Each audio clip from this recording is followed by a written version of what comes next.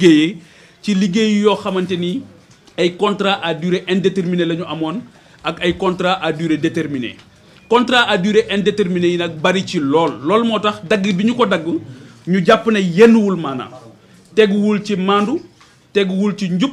teguwul ci jubal teguwul ci jubbanti te li ci gën a doy waar mooy liñ naan rupture décision unilatérale la maanaam ñoom dañ koo tànn rek te yëgoowuñ ci waxtaanuñ ci ak kenn loolu nag dem bi ñu ko yëkkatee démb ci kanamu premier ministre am ministre bu jóg daal di ciy wax loo xamante ni dafa waroo ak li am ndax wax naa léegi ne dama leen a dalaloon fii waaye yemuma ci waaye dama yor tous les documents officiels ay données personnelles la du ma leen ko mën a jox waaye kum ci yitteel dinaa la ko mën a wan yéen presse bi ba ngeen gis ne lii mu wax démb assemblée nationale wuute na ak li am 30 000 travailleurs yooyu ñuy wax ne dañ leen a wàññi loolu mooy méngoo ak li am la ñuy wax ci port de Dakar plus de 781 personnes yoo xamante ni wax nañ ne dañ leen a arrêté seen liggéey am na keroog ku ma ci dajal fële benn soxna la maa ngi dajeek moom fële ca booru Kayar mu dellu ci carrière yi mu ne ma port laa nekkoon mais dañu ma arrêté moo tax may dellu fii donc li ñuy wax kenn mënu ko dindi lu wér la suñu ci amul woon lu wér duñu ko wax gis naa sax démb loo xam moo ma gën a tristal mooy dañoo kiy jóg di wax dafa jóg expliquer ba pare nan ngay jóge ci ab assemblée nationale expliquer ay nit yoo xam dañ leen a tere seen liggéey arrêté seen liggéey ba pare nit ñi di tàccu nan la ñu mën a tàccoo ci liggéey yoo xam dañ ko arrêté loolu tamit dafay renseigner xëy na ci sunu réew fi ñu toll ak orientation bi ñu am moo tax dem moo wax premier ministre ne ko yow bi nga ñëwee ba tey kenn santatu la nga créer emploi défi majeur bi nga am aujourd'hui c'est la préservation des emplois trouvés sur place moom kenn santatu ko mu créer emploi parce que gis nañ ne tële na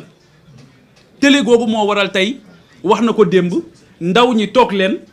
li tax mu leen di téye fi mu ne mooy nee na renforcer nañ tey jii sunu surveillance maritime ba ndaw ñi mënatoo dem waaye dëj nañ leen waaye ñoom joxuñu leen liggéey li ci gën a doy waar mooy que ne non seulement dëj nañ leen mais léegi ñoo ngi leen di wutal yeneen yoon yoo xamante ni moom la ñuy demee bitim réew muy li ñuy wax migration circulaire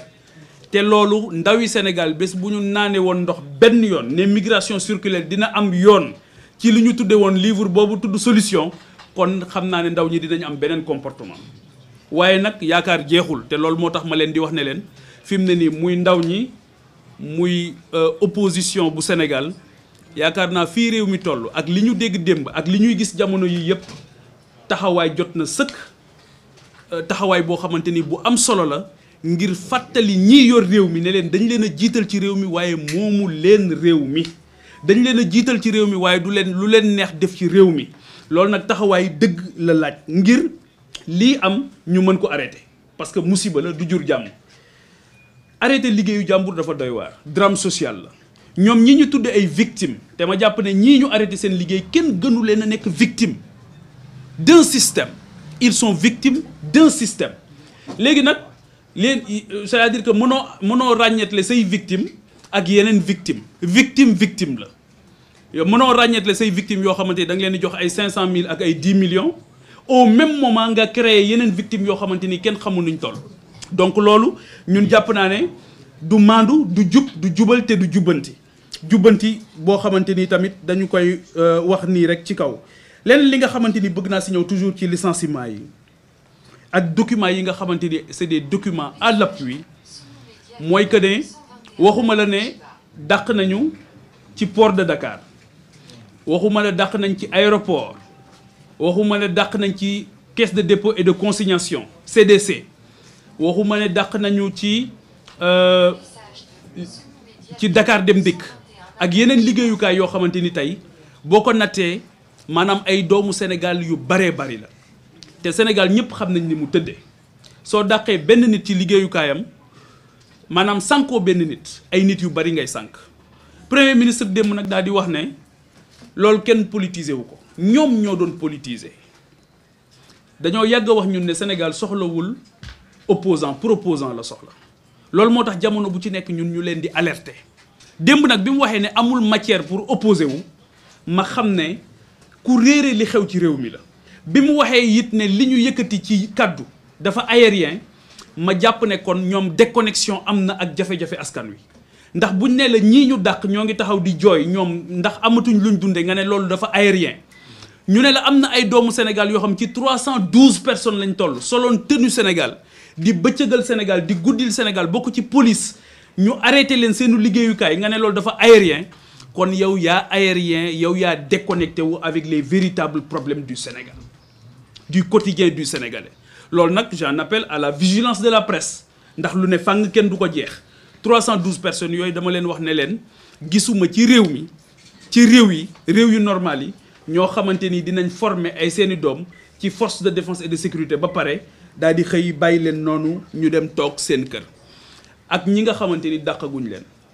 te di waaj dàq leen te ñu nekk ci guddi gu bët setagul ak ñi nga xam dañ leen doon xaarloo te ba tey jii gisaguñu dara ak ñi nga xamante ni tamit yéenewuñ ci ñoom lu dul daal di leen di jël ak seeni bagages dugal leen ci ay avion yóbbu leen fële nga xamante ni moom mooy Espagne ak doomu Espagne yi nga xamante ni xëy na li ñu doon xaar rek mooy buntu feeñ ba ñu mën a dellu si seen réew ñooñu moom amuñu benn chance xëy na pour dellu ci seen réew ci ñeenti at yi nga xamante ni moo fi dese nguur gi ñuy ñaan mu gaaw nekk une belle parenthèse pour qu'on puisse retrouver le Sénégal bi nga xamante ni jàpp nañ ne day nekk un Sénégal réconcilié avec ses valeurs fondatrices te valeurs fondatrices yooyu li ci jiitu mooy yërmande ci doomu aadama yi te nii ma gis ñuy doxale jàpp naa ne yërmande amu ci. beneen question bi nga xam donc on sera très vigilant sur la question des licenciements te may sant bu baax di gërëm ñi nga xamante ni ñoo nekk ci kuréel googu yaakaar ñu ba ñëw daje ak ñun ngir ñu yëkkati seeni njàmbat. Encore une fois on a tous les documents yoo xamante ni confidentiels ay données personnelles mais c'est des documents yi nga xam dafay jëmmal ne li ministre bi wax dem premier ministre jàppale ko ci sur ces licenciements dara du wéru ci. leneen li ma gën a metti mooy li ñu ne licenciement yi ay licenciement politique la ay recrutement politique la woon donc licenciement politique la bu dee ñoom ñoo nangu ne recrutement politique la woon kon licenciement politique moom moo am te ñooñu ñu licencié gisuma ci burkinabé gisuma ci malien gisuma ci guinéen ay doomu Sénégal rek lañu document yi ma leen doon wax document yëpp a ngi nii preuve à l'appui c'est des gens qui ont été licenciés de façon abusive daal di ñëw am na ci ñoo xamante ni dañ leen indil documents yi tegal la négociation bi ne la signé léegi nga dem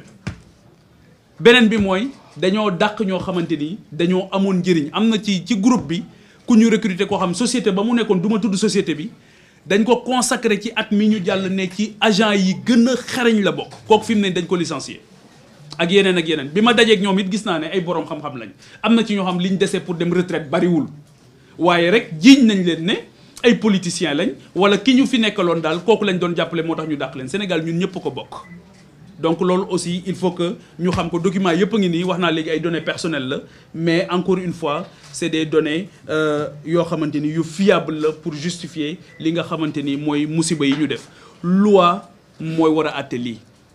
et le premier ministre il n'est pas la loi donc moom li muy def mooy ñu dem fi nga xamante ni foofu la yoon féete nekke mbaxana ndekke benn pour ñu àtte lool ci justice bi moo may dugal ci justice bi dafa seetaan ci mbir yi lii xew nii te justice moo ko war a àtte ñoom actuellement voie de recours yëpp ñoo ngi koy def mais encore une fois maa ngi ñaan képp koo xam am na kàddu Sénégal mu jàppale leen ni ñu leen bëgg a def aussi naan leen dañuy toog muy dox ak yooyu yëpp c'est pas vrai dëppoowul ak dëgg tooguñu muy dox ñi ma recevoir ay góor lañ ay jàmbaar lañ ay borom xam-xam lañ ci seeni liggéeyukaay tooguñu muy dox ñiy toog muy dox xàmme nañ leen mooy recrutement tout azimut yi nga xamante ni ñoo ngi koy gis un peu partout pour satisfaire une clientèle politique loolu ñëpp gis nañ ko gis nañ benn bëccëg boo xamante ni yaakaar naa recruter nañ ci 45 chargés de mission donc justice encore une fois li tax justice bi ñor ma te démb ma évoqué ko devant le premier ministre mooy justice fu mu amul jàmm du fa am justice fu mu amul jàmm du fa am te at yi yëpp bu ngeen déggee li tax ma doon artu li jur loi d'amnistie bi ak li ci tegu yëpp man ci ñi artu woon ngir loolu bañ a am ci la bokk waaye gis nañ ne dégluwuñ ñu woon ba loolu malheureusement am na kon artu boobu laay artuwaat tey Et je suis désolé de ne pas entendre la voix de l'Union des magistrats du Sénégal sur la persécution qui est faite aujourd'hui à l'endroit du ministre de la Justice. Donc j'interpelle l'Union des magistrats du Sénégal. Il faut que nous ayons un bouclier autour du ministre de la Justice aujourd'hui, à travers le mandat, parce que le président de la République est la clé de voûte des institutions. C'est ce même président de la République, le peuple doit faire la pression sur la justice. Donc président Taïdi, mon pression bi ci mom lañ ko wara def pour mu bay justice bi def ligueyam. Pression bi peuple bi, le vrai peuple la wax nak. Waxuma le peuple pastéfien, waxuma le peuple de Pastef. Je parle du vrai peuple bi nga xamanteni mom mo wara def la pression aujourd'hui sur ñi ñu tan pour ñu bay justice mu def ligueyam. Parce que justice bu nasaxé li nasax ci réew mi da fay bari. Té kérok ñëpp dégg nañ Ousmane Diagne encore une fois ci Assemblée nationale mu taxaw ne li ngeen bëgg yéen ñëpp da ngeen ne na justice bu bar na justice bu gaaw dafa mel ni yéen li leen yitteel mooy ñu tëj ay nit képp ku def njombe ma position est claire et nette sans équivoque képp koo xamante ni luubal nga alalu Sénégal képp koo xamante ni liñ la dénkoon jël nga ko te moomoo ko képp koo xamante ni def nga naka sudul noonu ak foo mën a bokk na yoon def liggéeyam ñun loolu mooy suñu position parce que jàpp nañ ne li ñëpp bokk ñenn rek waruñu koo jël daal ne ko dëndeex di seetaan nit ñi parce que loolu jàpp nañ ne du njub te du yiw te loolu sellut donc li sell mooy ñu jël li nga xamante ni moom la ñëpp moom ñu delloo ko askan wi waaye justice bi nga xamante ni ñëpp ko bokk it warul am xàjj ak seen te li ñu gis nag mooy justice tey képp koo xamante ni le premier ministre digoon na la kaso yaa ngi mos kaso soo demul it yaa ngi ci yoon wi loolu nag ñoo ngi alerté moo tax démb ma ne ko buñ la kenn gëmloo ne da nga am ay noon ci réew bi bu la kenn gëmloo ne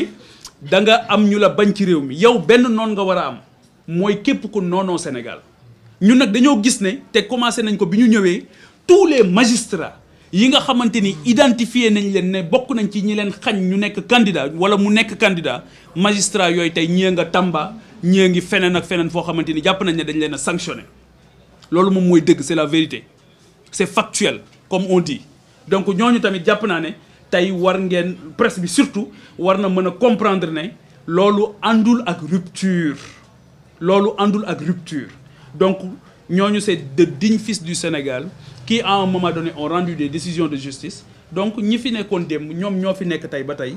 donc il faut que ñu am mandute ci justice bi mooy la balance il faut que justice bi mën a balancer mën a ànd ak mandute bu mat sëkk justice boobu toujours mooy li ma wax léegi képp koo xamante ni premier ministre digoon na la kaso yaa ngi dem kaso képp koo xamante ni wane na ne yéene na nga dem kaso gis nañ ne boo demul kaso mer na ba mere ñi yor justice bi te loolu ma ciy bàyyi xel ñaari nit muy Simon Faye bi nga xamante ni gis ngeen démb nee nañ dañ ko def contrôle judiciaire ay caaxaan gënu koo mag tappale bu mag la waaw àndul ak maandu àndul ak yiw àndul ak njub téye nañ ko fa ñetti fan xaw ma ñeent rawatina mu nekk en temps de carême nga xamante ni ci ay tappale rek lañ ko fa teg ñi nekk ci presse bi yëpp xam nañ ne Simon ci ñi gën a dal ci ñi gën a maandu ci presse bi la bokk di def liggéeyam avec beaucoup de rigueur donc contrôle judiciaire bi ñu def sax jàpp naa ne dem nañ ba yëg ne lii ñu def ak maandu lalu ko ñu ne nañ ko defal contrôle judiciaire keneen ki nga xamante ni jàpp nañ ko ñu koy massawu te dañ ko digoon kaso chaque jour ñu ne ko dinañ la téye mooy Abdou Nguer moom tamit ñoo ngi koy massawu fi mu nekk di ko wax ne ko jaay doole rek moom moo ko fa teg jaay doole rek moom moo ko fa teg dara tegu ko fa lu dul jaay doole parce que buñ ko reproché ne dafa am lu mu wax ci jamono bi nga xamante ni kii di président conseil constitutionnel génn na àdduna am na fi benn ministre bu taxaw wax ne l'ancien ministre des finances et du budget dañu ko rey dans des conditions atroces te kenn woowu ko ba tey kenn dégluwu ko ba tey loolu nag bu fekkee mandu la wadul bu dul mandu je laisse ça à l'appréciation des Sénégalais loolu teguwul ci njub teguwul ci mandu kon justice baa ngi jeng justice bi li ñu ci bëgg ñoom parce que démb boo ngeen déggee Ousmane ni mu wax il veut être s'auto-proclamer s'auto-désigner le président du Conseil supérieur de la magistrature parce que dégg ngeen ko sax mu wax ci benn dossier boo xamante ni actuellement pendant en justice ci West African Energy ngeen dégg mu ne man maa jël dossier bi en main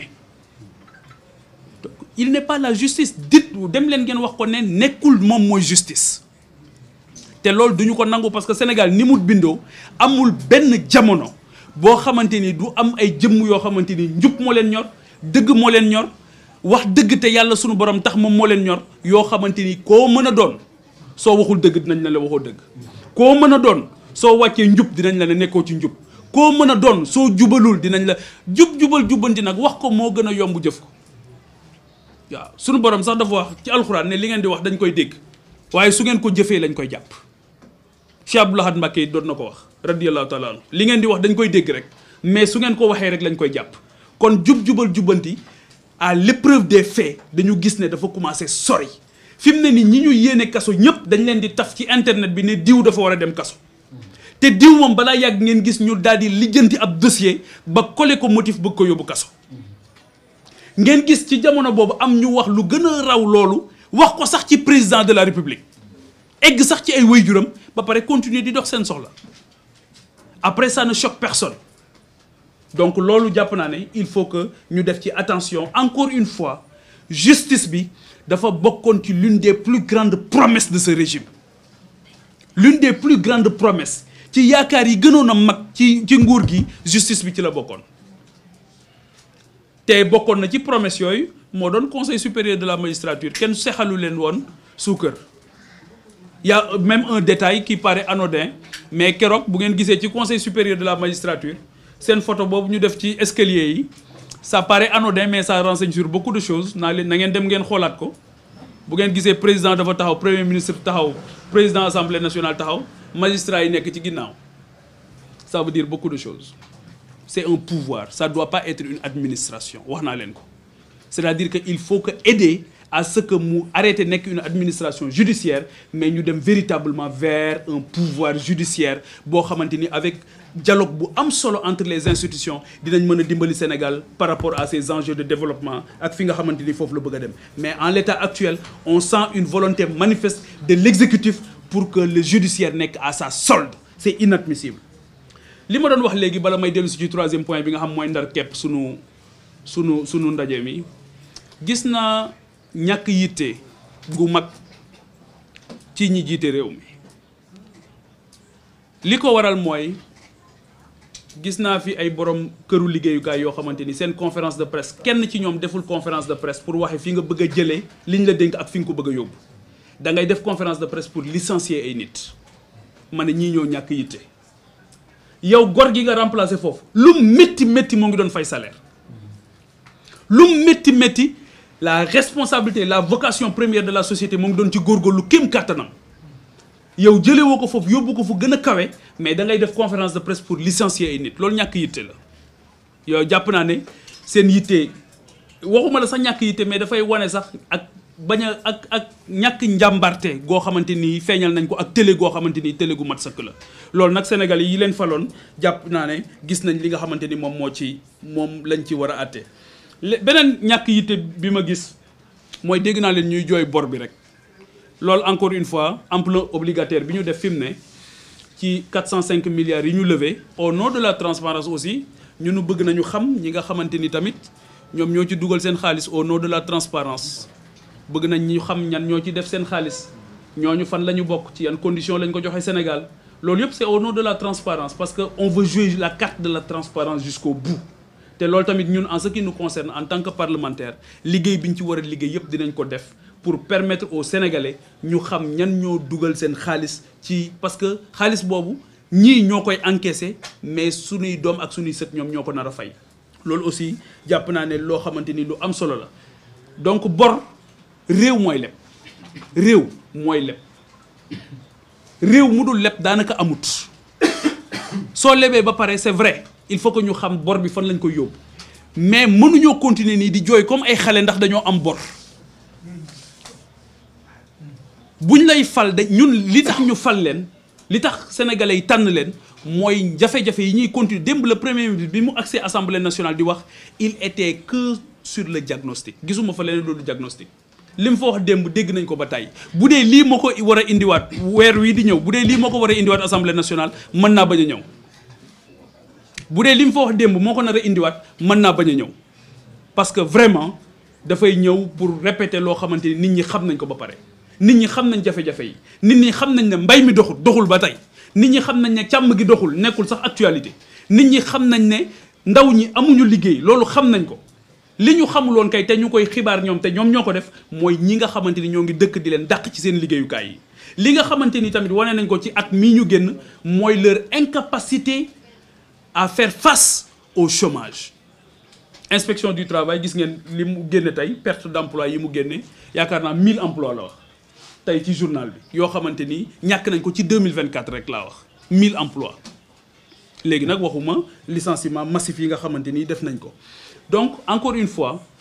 loolu li may wax ni yëpp justice sociale la ak justice bi nga xamante de façon globale sunu njiit yi wane nañ ne à commencer par le président de la République que fi ñu jëm baaxul c'est une bande annonce. Donc loolu moo tax ñu ne nañu alerter mais duñu ci yem taxawaay bi ci war a am yëpp dinañ ko def pour permettre aux Sénégalais de pouvoir faire encore une fois am conscience ci li xew. ba xam li nga xamante ni mooy guute gi nga xamante ni bëgg nañu cee dugal te ñun duñu ko nangu. beneen bi mooy wax naa ko léegi les sénégalais de la diaspora ñàkk taxawaay boo xamante ni aussi ñàkk nañ leen ko taxaw te sénégalais de la diaspora dañoo bokk ci ñi gën a taxawu gouvernement bi ñëw tey au pouvoir taxawu leen guddi taxawu leen bëccëg. ki nga xamante ni moom la ñu boom démb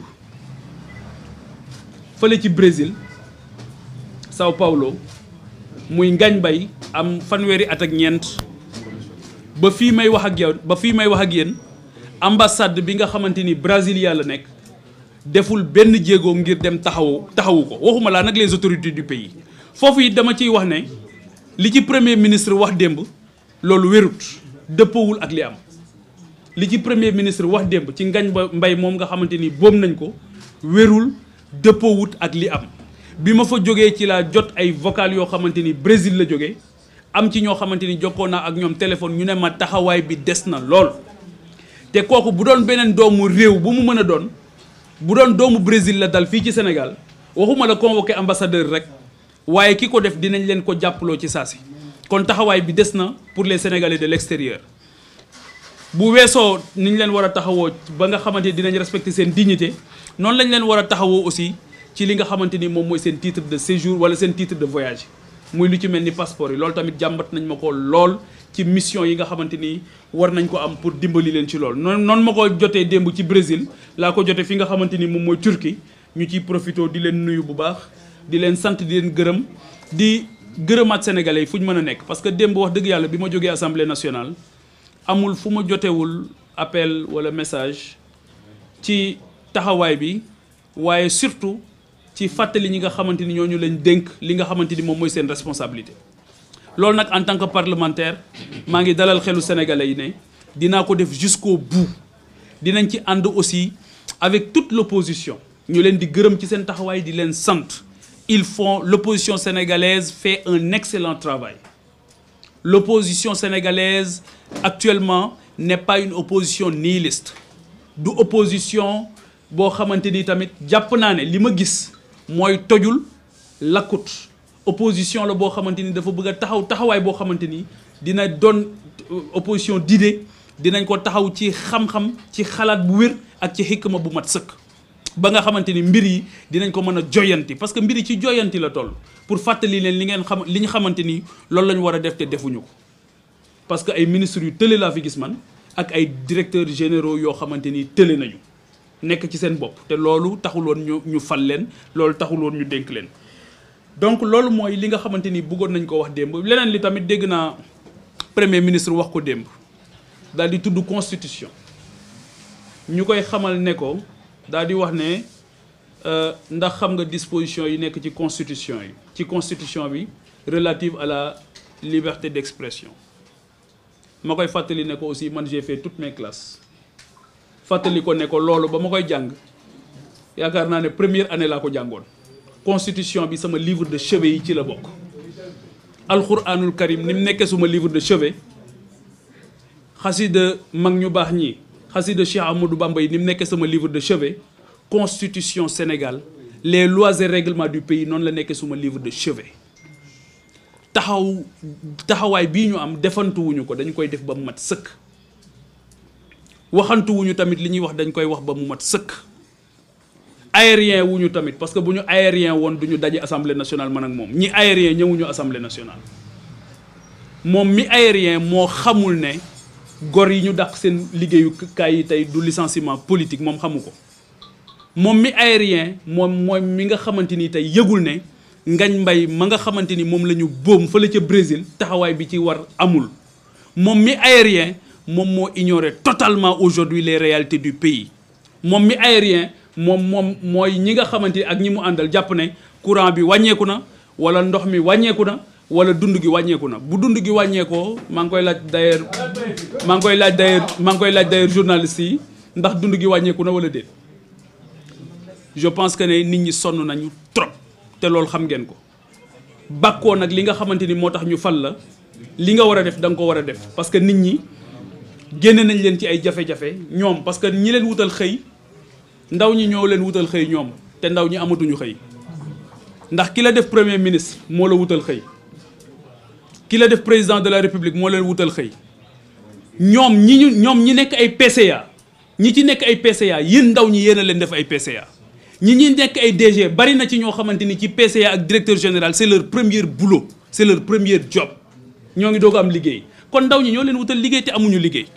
ki la wutal xëy te amul xëy kay war nga koo gestu pour mu am xëy voilà donc loolu mooy situation bi am ci réew mi ñu ne woon dinañ ko partager ak yéen ak yeneen yoo xamante ni jamono bi dinañ ko seq ak yéen ci ay waxtaan ay initiative parlementaire yoo xamante ni dinañu ko jël ci lii nga xamante ni ñoo ngi koy wax à travers des questions écrites yónnee ko gouvernement yi ay à travers des propositions de loi pour wax leen ne leen une opposition responsable une opposition républicaine une opposition boo xamante ni dafa cheviller